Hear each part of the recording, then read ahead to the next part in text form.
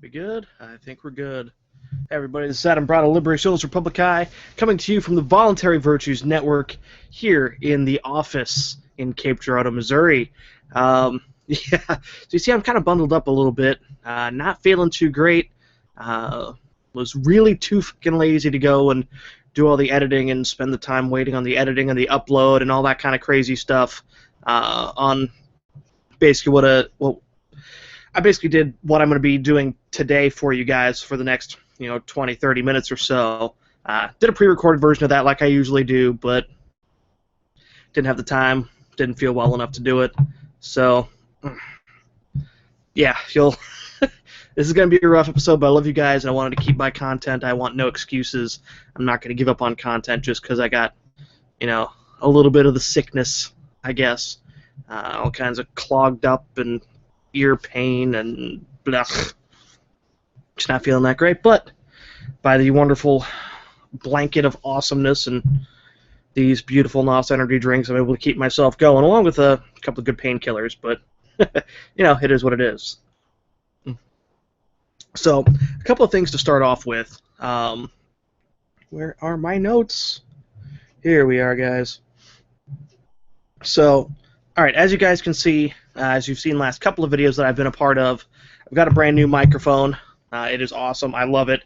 I hope it's increasing the audio quality for my show here. I know I enjoy it. It looks beautiful. It's the Blue Yeti microphone. USB edition only. I don't have the XLR stuff for it. But I got it for $50, so, can't complain too much there. Now, first thing I want to ask from you guys, though, is I need some help. First, I need any. If you guys could send any drugs my way, that'll help me get better. That'd be greatly appreciated.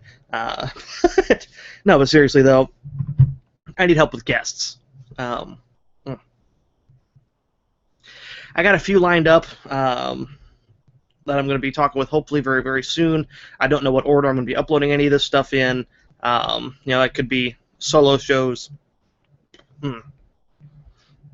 for a while. God. I'm really sorry, guys. I sincerely apologize.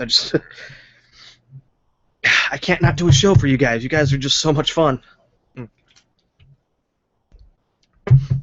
So anyways, I need your help on suggestions for guests. If you want to be a guest, if you have a particular topic you want to talk about, if you're some kind of guru on something, I don't know, I don't care what it is, just come help me out. I absolutely would love to have any and all feedback, have all kinds of help.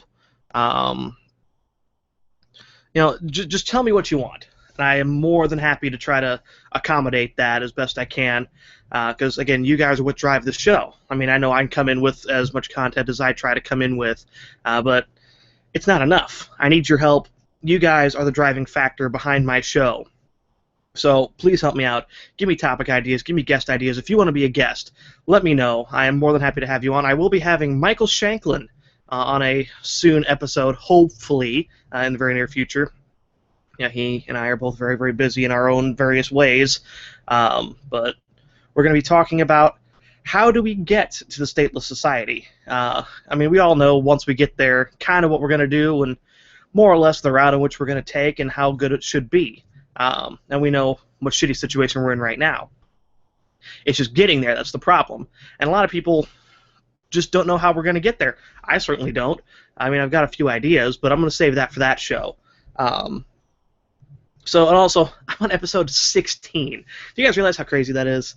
I've been doing this for, gosh, I don't know how long on this channel, but I've been doing the YouTube thing off and on for the last couple of years, and I've never been this dedicated continuously to a series, to a show based on liberty.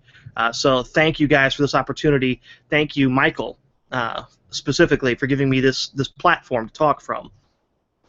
Because of you guys, I got that sexy, well, I think it's sexy, webcam, and I've got this beautiful microphone, and I've got I got a computer set up that I'm in the process of buying and getting set up, so I'll be even better and even faster and even stronger with my videos. So I'm really, really excited for that. So thanks a lot for all that kind of support. But I need a little bit more. I'm not asking donations. I'm not asking for money. I don't need any of that stuff. I mean, it would be nice, but I don't need it. Just give me some moral support. Give me some help. Help me out with just getting content that you guys want. So I guess I'll move on to my first topic. And this is partially pushed by my mother, actually. She is not a libertarian. Sorry.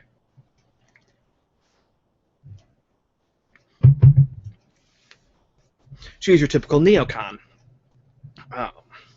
Pro-war and that sort of stuff. But she and I both suffer from various sorts of allergies, and mine is mostly seasonal, and I've largely grown out of a lot of it. But she has to take stuff like Claritin D just about every day or every week or so that her allergies don't go and run wild. Now, this is a story that's really, really fucking old. I mean, ancient when it comes to history, or it seems ancient. Back in 2010, late 2009, and in 2010, there was Missouri cold medicine databases and laws on the books that made it more difficult to get allergy medications. So I'm going to read the CNBC article published September 28th, 2010. So, boy, almost 4 years to the day. Really, really close. Sorry, guys, I want to keep pushing through this for you guys. Consumers wanting to buy certain cold and allergy medicines in Missouri soon will be checked in a statewide database intended to catch people involved in making the illegal drug methamphetamine. State regulations that took effect Tuesday require pharmacists selling pseudoephedrine-based medicines to enter details about the buyers into a real-time electronic database. Pseudoephedrine is a key ingredient in meth, a highly addictive and illegal stimulant. The new database is intended to prevent people from purchasing more than the maximum daily or monthly amount of pseudoephedrine products allowed under Missouri law, and to help police more easily track down those who attempt to do so. Missouri is one of more than 10 states which require electronic tracking of sales of meth precursor products, including pseudoephedrine, according to the National Alliance for Model State Drug Laws. That just sounds like a wonderful organization, doesn't it, guys? 2 states, Oregon and Mississippi, require prescriptions to purchase cold medicines containing ephedrine and pseudoephedrine. Missouri's roughly 1,300 pharmacies will start using the database over the next several months. Again, 2010. Following several regional training sessions for pharmacy employees and law enforcement officers. The goal is to have all pharmacies online by the end of the year. Under Missouri's new rules, pharmacies will have to enter a customer's full name, address, birth date, and signature in the database, as well as specific details about the type and quantity of pseudoephedrine-based products that was purchased. The system will reject customers who have already exceeded the limit and alert police about the attempted purchase. We've seen it used successfully to halt illegal purchases in Florida, Kentucky, and other states. And we believe it will be a powerful weapon in the fight against meth in Missouri as well, said Governor Jay Nixon, who held a press conference about the database Tuesday in Springfield. Again, 2010. Missouri law limits people to buying 3.6 grams a day, which is about 120 standard tablets, or 9 grams in a 30-day period, of products containing pseudoephedrine, such as Sudafed, Claritin D, Aleve Cold and Sinus, and a few others. It also requires buyers to be at least 18 years old and show photo identification. And then it just kind of goes through and says, talks about how a typical meth cook can turn this into that, and blah, blah, blah, who gives a shit. And the company selected was out of Louisville, Kentucky, so it's not even a Missouri company. So that's just kind of sad. So why is this such a pain in the ass? Well, obviously, it's this protectionist bullshit drug law crap. Look, there's those of us who suffer from allergies. Or I don't say suffer. My mother, she has lost a lot of weight over the last couple of years, and she's been eating nothing but fruits and berries and nuts, and she's gone vegetarian, and she's done the whole healthy thing, but she still needs a little bit of help. That's why she takes these allergy medications.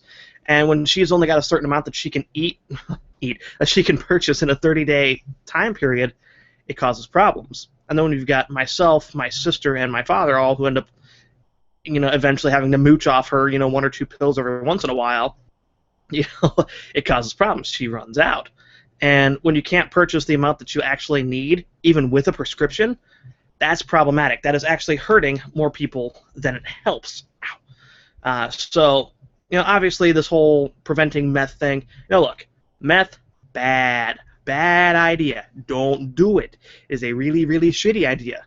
I'm not going to make a fucking law to tell you not to do it, but stay away from that shit, guys. And, you know, obviously this pseudoephedrine stuff can be used to make meth. I get it. You want to educate people not to do that, and you want to prevent people from doing that. But I find that education tends to do a better job on that as opposed to just creating laws. Because not only does it hurt us, it jacks up the prices, which makes it more difficult for the everyday person to get the drugs that they need to, you know, make their lives, you know, about as normal as possible.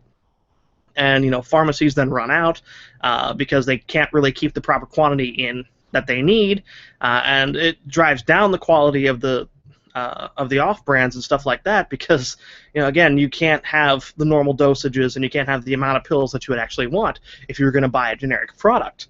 And you know, it just causes you to buy, like, partial boxes and partial bottles of this and that and the other thing. And there's some pharmacies in the area here in Cape Girardeau where even if you got a prescription, they will only fill a third of it at a time. Because, you know, doctors' orders don't mean a goddamn thing to the state. Now, yes, there's some of these doctors who are complete statists and are just pushing bullshit anyways, and I get it. But more often than not, these doctors are actually doing what's generally best for their patients. I mean, I have yet to run into a doctor myself, at least, who has not actually given a damn about me and tried to help me every step of the way. You know, even if they are a pill pusher to other people, it seems like they give a damn. So, you know, I could be just completely jaded on that, but, you know, obviously this is nothing but more Missouri drug law, you know, war on drugs bullshit that should not be happening. Is causing a lot of problems, and guess what? The meth problem hasn't been slowed down at all, which thankfully, you know, here in 2014 we had that CBD oil bill, which just got passed. You know, I kind of reluctantly celebrate when a new law comes into effect that helps a little bit, or that at least allows for part of the drug market to be opened up a little bit more. But, you know, hey, it's better than the complete, you know, elimination of all that sort of stuff. So obviously I would be in favor of a law to end all laws, at least at this point as a stepping stone, of course. But, you know, it is what it is. We'll move from there as best we can. So, you know, let me know what you guys think. Do you guys run into this sort of thing in your state? What state are you from, if you were willing to share? And what's the drug policies there for pseudoephedrine and other medications that could be used as a precursor to meth? Do you guys have lists where, you know, you've actually got you know, different products that you purchase in the store that if you buy a certain quantity, you get checked out by the police? You know, and the other thing that's just disturbing too. You know, I know at least on a couple of different instances I got turned away because, you know, I had miscalculated by, you know, a day or two when I last purchased a box of Claritin D, and I walked away and I heard them get on the phone with the local PD saying, hey, so-and-so just tried to buy this, blah, blah, blah. And, you know, thankfully the police were smart enough not to come and investigate me because, you know, they know I'm not a problem. They know 90% of the people aren't a fucking problem. But when you got pharmacies that turn around and make a phone call to the police, I know they're required by law to do it, but it's a bullshit law to begin with. Complying with that sort of thing makes you into the same kind of monster as those who made the goddamn law to begin with. So that's just fucking problematic. And it's just so nanny state, guys. You know, let me know if you guys run into that same sort of thing, and if you've run into any encounters with local PD about that sort of stuff. You know, hopefully you guys haven't, and I would hope to have a squeaky clean, no problem issue across the board for you guys. But, you know, whatever. So next topic, obviously there has been the started bombings over in Syria, the airstrikes and such. And I had some friends of mine who, you know, are, again, classic neocons, you know, saying, you know, oh, it's horrible that Obama is going and bombing all these people, blah, blah, blah. And I'm like, really, guys? We started this stuff with Al-Qaeda long-ass time ago. We've been funding both sides of all rebellions in the Middle East for God knows how long. You know, at least 30, 40, almost 50 years, I would think. And you wonder now why we're running into the same problems? You wonder now why we have people that hate us, and you're now upset that it's Obama that's doing it? Get your head out of your asses, guys. You guys were at least a little bit smarter not too long ago. But, you know, when you're fed just Fox News or just MSNBC or just CNN, you tend to go functionally brain retarded when it comes to anything foreign policy. And as Dr. Ron Paul said, we just marched in, we can just march out. That fucking simple. We just need to get out of there. So, yeah. ISIS, that quick. Get out of there. Don't bother with them. Don't give them the time of day. Because when we give those sociopaths and those psychopaths over there, this attention and this fear, that's problematic. I mean, it's fear that they're wanting to incite in us. They don't give a shit about our freedoms. They don't give a shit about us. They're more so pissed off at our government and are trying to create situations where they're going to just rile us up even more. And, obviously it's all funded by the United States anyways, so, statism 101, yay. So, yeah, that's a beautiful, beautiful thing. Fucking idiots. So, poor segue. I'm not even going to really fucking segue. Here in Cape Girardeau, Missouri, our local Cape City Council on Monday has decided they're going to make their first step toward amending section codes regarding alcoholic beverages. Now, let's do something to keep something in mind. In Cape Girardeau, we have a university, Southeast Missouri State University, of which I've studied for 2 years at. Haven't gone back yet. Making money and paying off the student loan bills and all that debt has been priority number one for me, which is why I actually have time for this sort of shit. Otherwise, I'd be off doing music programs and stuff like that because I do the whole opera thing. Anyways, again, college town, a majority of the population that is in the downtown area is anywhere from 18 to 21, and more so are 18 to 20. I mean, we got a lot of 21-plus-year-olds, but a lot of that's the Gomer age people, the 50, 60, 70-year-olds who haven't left Cape Girardeau ever in their lifetime. But anyways, this is an article out of the Southeast Missourian, published on Sunday. After weeks of discussion, the Cape Girardeau City Council on Monday will take the first step toward amending a section of codes regarding alcoholic beverages. The new proposal would prohibit those younger than 21 from entering an establishment that sells intoxicating liquor, establishes mandatory server training, and prohibits the sale of alcoholic drinks at below cost. So they are requiring a certain price for liquor, which in all these businesses ends up being too damn high. Mandatory server training, if a business wants to do that on their own, that's great, that's fine, whatever. But prohibiting those younger than 21 from entering an establishment that sells intoxicating liquor, well, that eliminates also Applebee's, O'Charlie's, Red Lobster, all the Mexican restaurants, and other things like that. At least on the outset. Now I'm going to go through some of the exemptions, which will then cover some of that stuff. But again, when you create exemptions for this sort of thing, people will go way out of their way to skew their numbers and try to get around it, which is great. Anyways, it would also prohibit the sale of offering. These rules would also prohibit the sale or offering of an unlimited number of drinks containing alcohol during a set period of time for a fixed price, and prohibit any game or contest that involves drinking or awarding drinks containing alcohol. So all the local bars where all the cool kids go, all the crazies that go and scream and dance and all the shit that I don't like to go do. I like to sit at home and drink myself silly and listen to some Murray Rothbard. Yeah. Woo! I'm fucking crazy, crazy libertarian anarchist. I want to cause problems. So, there's these bottomless beverages that are so watered down anyways, but these bars offer these bottomless drinks, and that actually brings them in a good amount of income. Believe it or not, I've talked to a few of the bartenders at some of these places, and they say it's great. It may be, interesting and cause some problems as far as clashes and stuff, but anyways. The ordinance comes from recommendations made to the City Council by city staff. Police Chief Wes Blair said at previous council meetings the police department has noticed a rise in underage drinking at establishments that allow entry to minors. It's difficult to discern minors from the older than 21 crowd and too easy for adults to buy drinks for those underage, he told the council. The prohibition of minors from establishments that sell alcohol comes with some exceptions. According to the new ordinance, minors may enter such establishments if accompanied by a parent or legal guardian. Again, college town, majority of them are 18 to 20. I'll get into this here in just a second. The ordinance also states certain facilities are exempt, including most golf courses and bowling alleys and restaurants that generate more than 60% of sales from food prepared on the premises. At the September 8th Board Council meeting, Blair told the Council he estimated the younger than 21 prohibition would affect 5 to 7 establishments. He also said most of them indicated they supported the measure. The mandatory server training has also not been perceived as an issue, according to previous communications between Blair and the Council.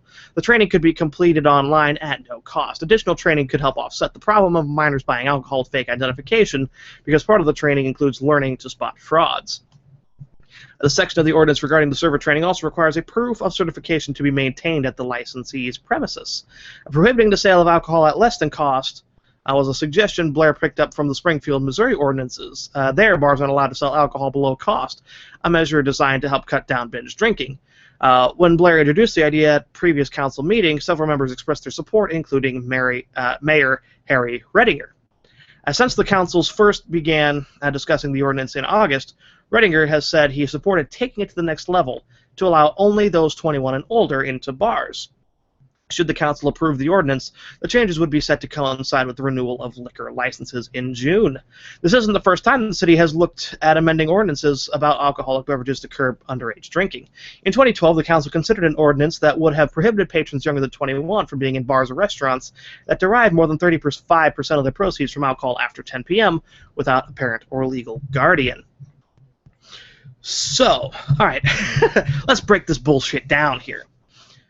First of all, there are exemptions for these proposed booze rules. Golf courses with 9 or more holes, exempt. Bowling alleys with 5 or more lanes, exempt. Sport complexes or community centers owned by a public entity, exempt.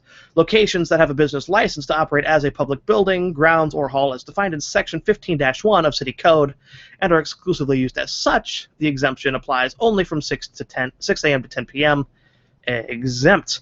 Temporary permits issued to any charitable or religious organizations that have 501c3 status with the Internal Revenue Service, exempt. Restaurants whose primary purpose for being in business is selling food and has more than 60% of sales from food prepared on premises, exempt. Now those exemptions, no issue with them. So, first of all, again, college town. A majority of these party goers, of these bar goers, 18 to 20. Their parents live on average 2 to 8 hours away. I know this because I work in a hotel, and we just had our SEMO Parents Weekend where we've had people coming in from all across the fucking country. All over the place. A majority of the students here at SEMO do not live in Cape Girardeau, and they live hours and hours away. So, a parent or legal guardian is not fucking available. Secondly, a lot of these venues, a lot of these bars have karaoke nights, have open mic nights, have comedy nights, music nights. And a lot of these band members, guess what? Anywhere from 16 to 20. That's where a lot of the local talent is. That's where a lot of the good musicians come in.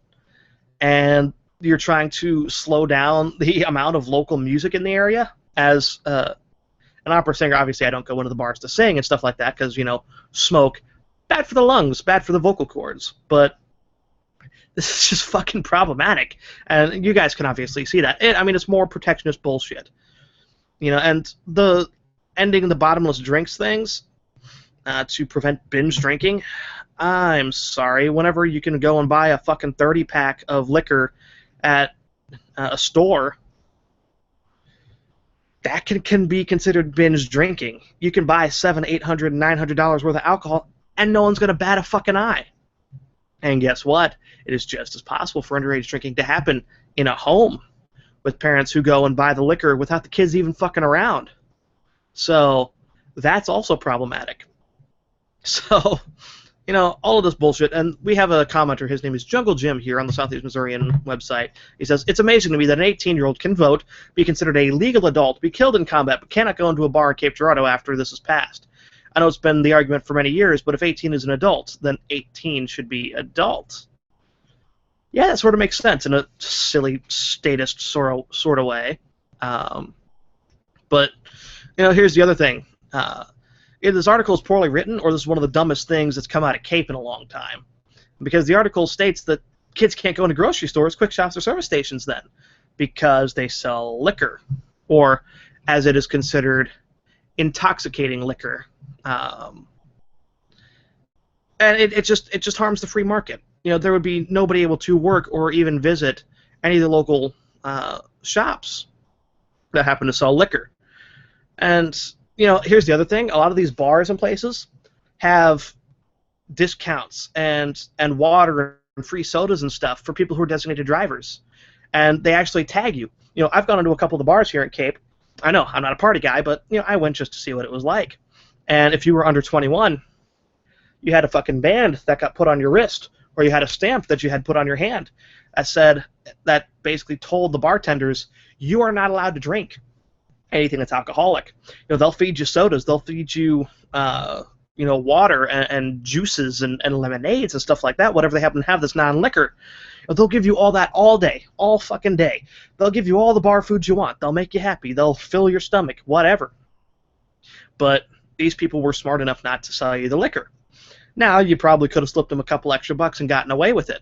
But if you were caught, those bouncers will kick your ass out of there and they'll call the cops on you. Again, this is partially in a statist construct that it's kind of stupid. But, at the same time, a lot of these places had their rules set in stone, had so many good things going for them, and you're just going to shut out the crowd that is basically keeping Cape Girardeau booming. You're shutting out the crowd that is so musically talented and so inclined to, boost the local bar scene, and you're wanting to cut them out. You're cutting out a lot of the designated drivers and stuff like that. Hey, look, I'm not naive. I'm not stupid. There's a lot of underage drinking. I drank underage. I mean, that's the way it goes. I wasn't stupid enough to do it at a bar because, I'd rather do drinking in the safety of an apartment or in a house or somewhere where I'm around some good and close, trustworthy friends that, at the very worst, I might get a penis drawn on my face, or I might get some funny pictures with some, Groucho Marx glasses on or something stupid like that. But, all the statist bullshit that keeps happening as a result of these kind of things, and this propaganda that, they're just doing this for safety. No, you're going to wreck the local fucking economy by doing that. So, City of Cape Girardeau, wake the fuck up. Don't do this bullshit. So, with that, I've got a couple of minutes left. I'm just going to kind of wrap it up a little bit.